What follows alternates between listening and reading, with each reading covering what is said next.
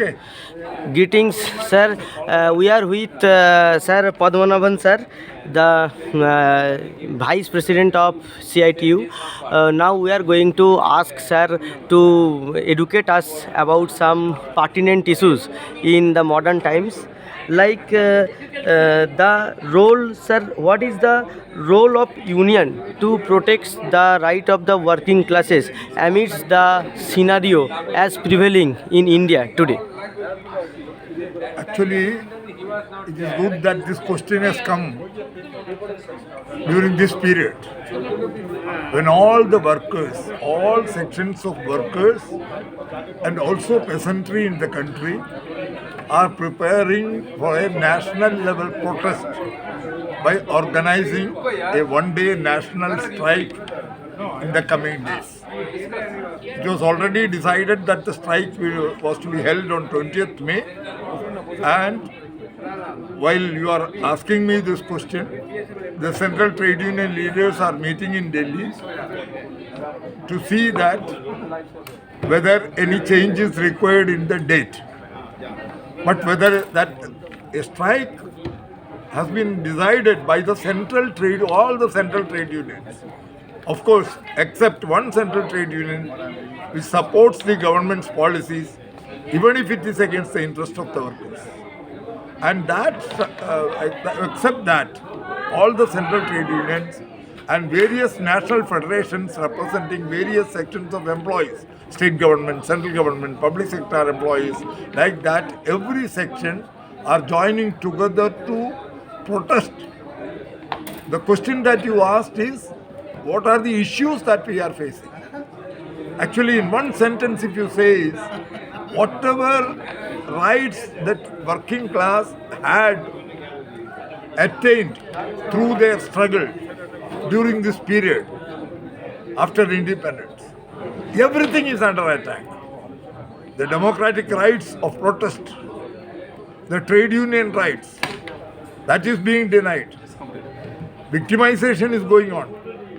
And more than that, the labor laws, all the labor laws in the country, even which were actually decided earlier before independence and after independence, all those trade union laws which are in the interest of the workers, partially, even those are being amended to the detrimental effects of the working people.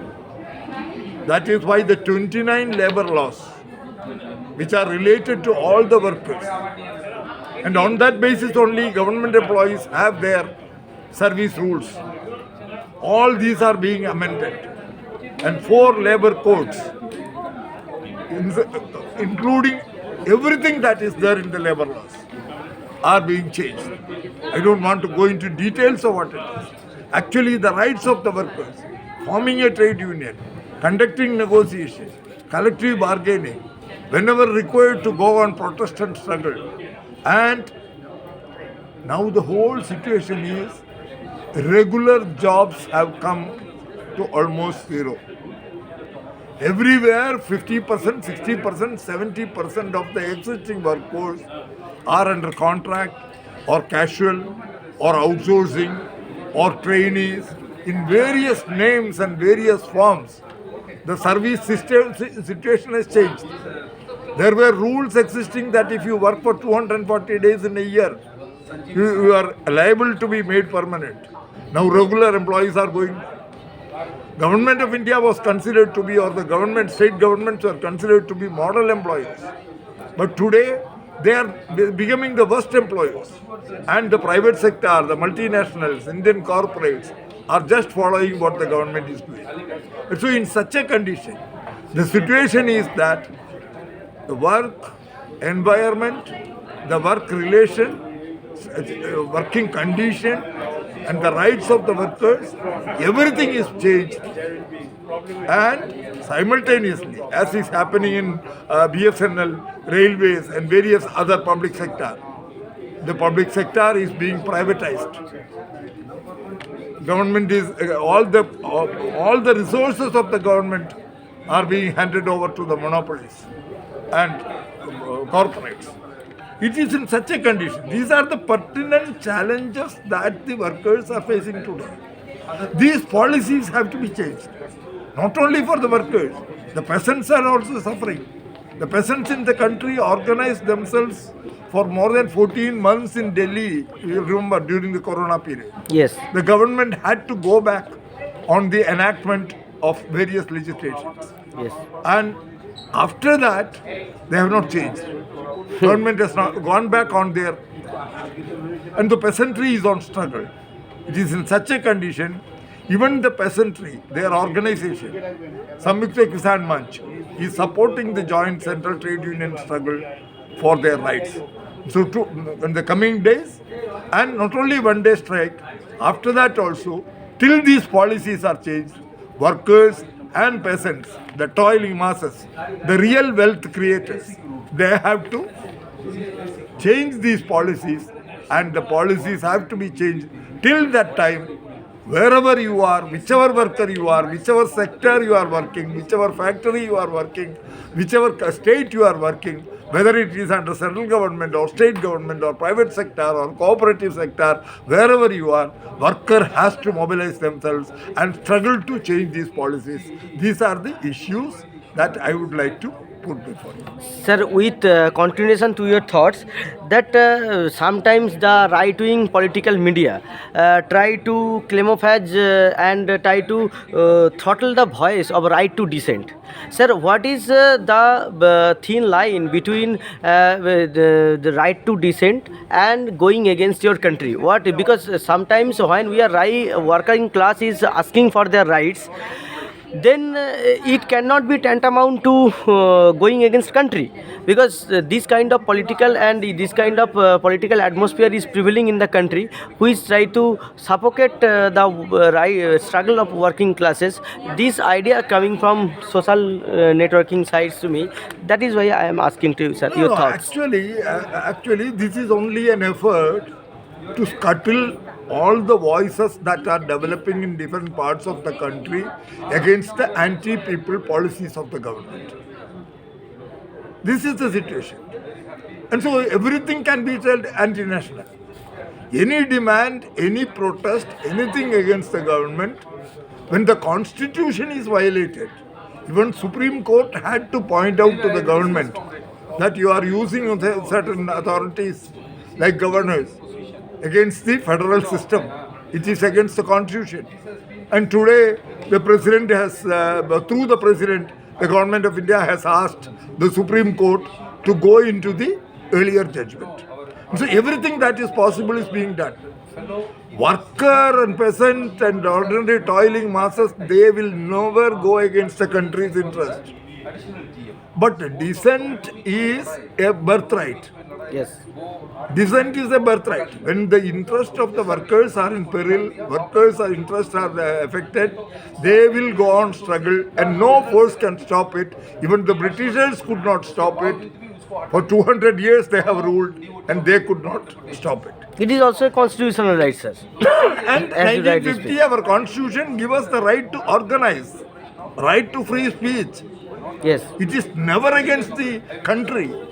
When we are raising our voice against the policies of the government, it is against the policies and not against the country.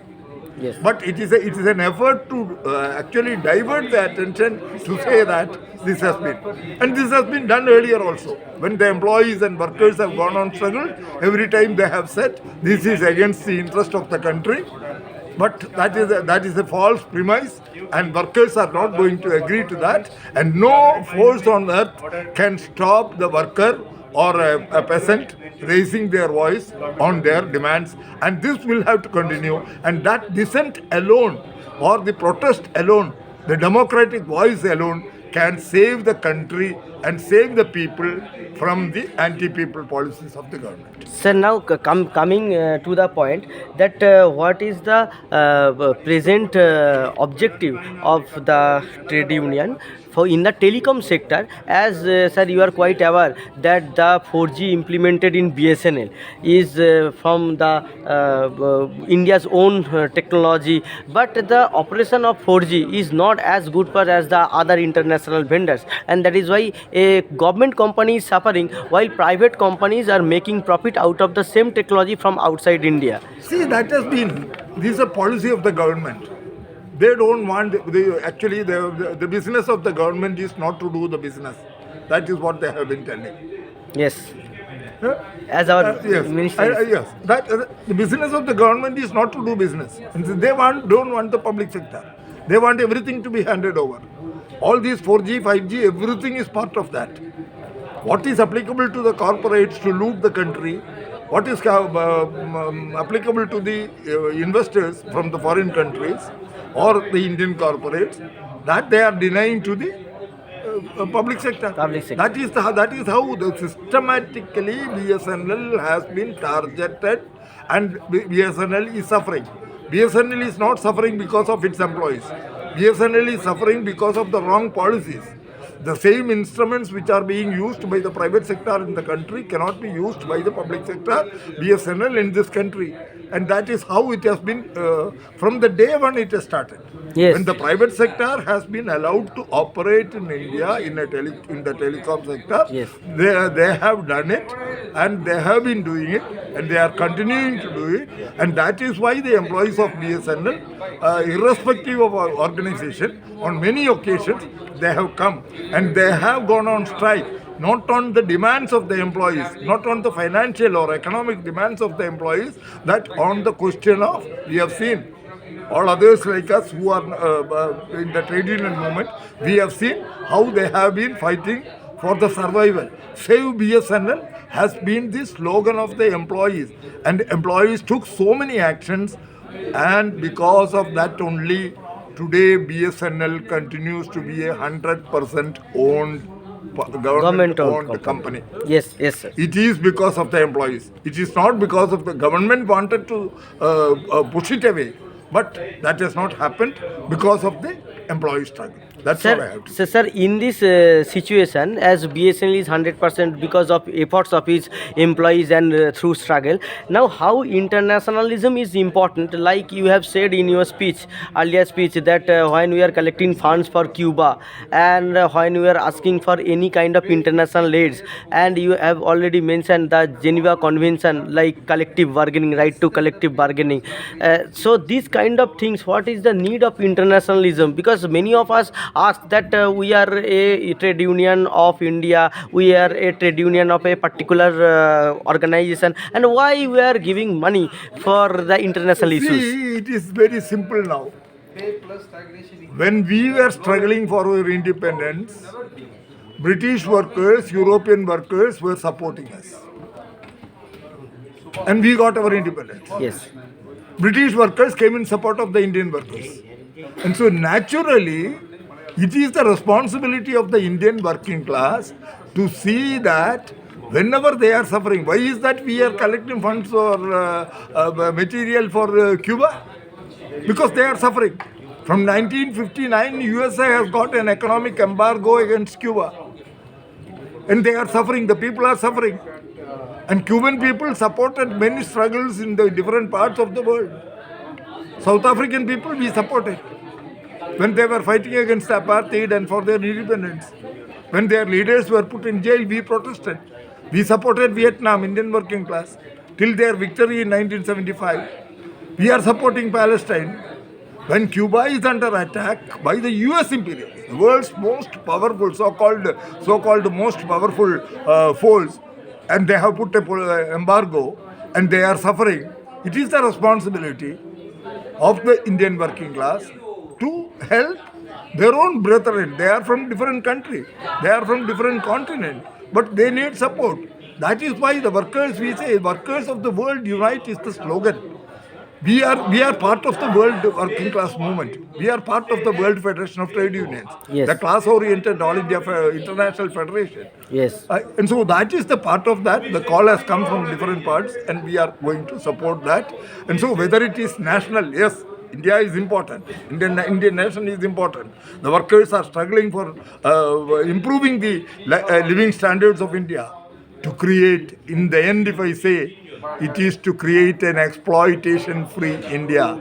And the struggles of different sections of the people all over the world will be supported, will have to be supported by the Indian working class. That is what I have to say. Thank you. Thank you, sir.